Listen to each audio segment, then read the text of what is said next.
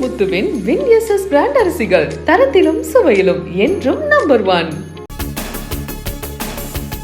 கச்சத்தீவு விவகாரத்தில் திமுகவின் இரட்டை வேடம் அம்பலமாகி உள்ளதாக பிரதமர் மோடி விமர்சனம்.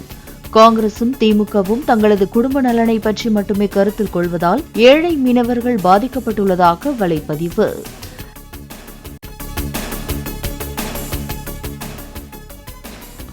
மக்களை ஏமாற்றி ஆட்சிக்கு வந்த ஸ்டாலின் இனியும் மக்களை ஏமாற்றவே முடியாது என எடப்பாடி பழனிசாமி கருத்து. பொய் பேசுவதற்கு முதலமைச்சர் ஸ்டாலினுக்கு நோபல் பரிசை வழங்கலாம் என்றும் சோழிங்கரில் நடைபெற்ற பிரச்சார கூட்டத்தில் பேச்சு.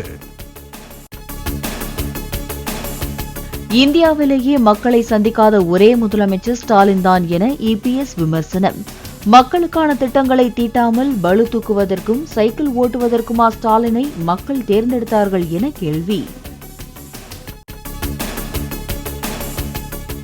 திவாலான நிலையில் இருந்தபோது இலங்கையிடம் இருந்து கச்சத்தீவை மத்திய அரசு மீட்டிருக்கலாமே என திமுக கருத்து. 34,000 கோடி ரூபாய் வழங்கிய போது கச்சத்தீவை கேட்டு பெறாதது ஏன் எனவும் கேள்வி.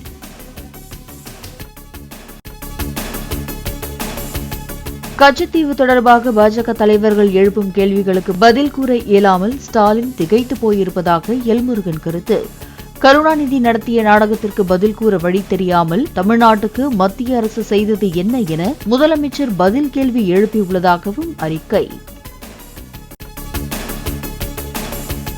கச்சத்தீவை இலங்கைக்கு தாரை வார்த்ததில் அப்போதைய முதலமைச்சர் கருணாநிதியின் பங்கும் இருந்ததாக அண்ணாமலை விமர்சனம். கருணாநிதி மறுத்திருந்தால் மத்திய அரசு கச்சத்தீவை இலங்கைக்கு வழங்கியிருக்காது என்றும் கருத்து.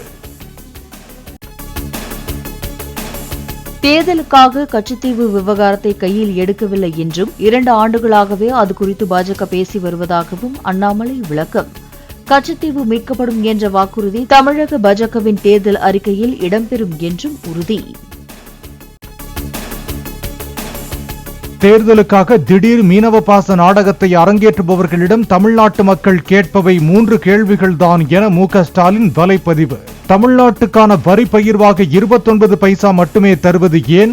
வெள்ள நிவாரணத்தை வழங்காதது ஏன்? தமிழ்நாட்டுக்கான சிறப்பு திட்டம் ஒன்றாவது உண்டா என வினா.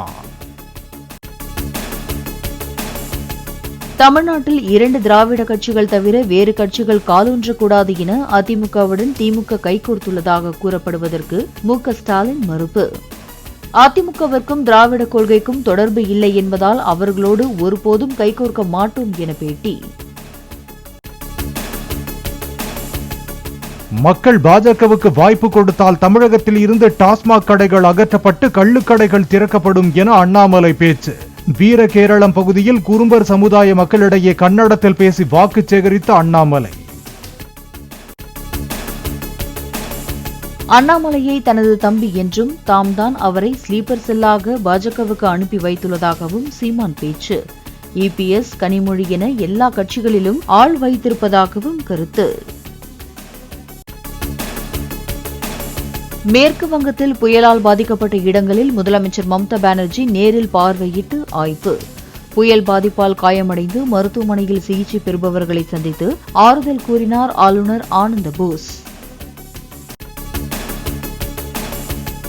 நாட்டின் பாதுகாப்பு தளவாட ஏற்றுமதி முன் எப்போதும் இல்லாத அளவிற்கு 21,000 கோடி ரூபாயை கடந்துள்ளதாக அமைச்சர் ராஜ்நாத் சிங் தகவல்.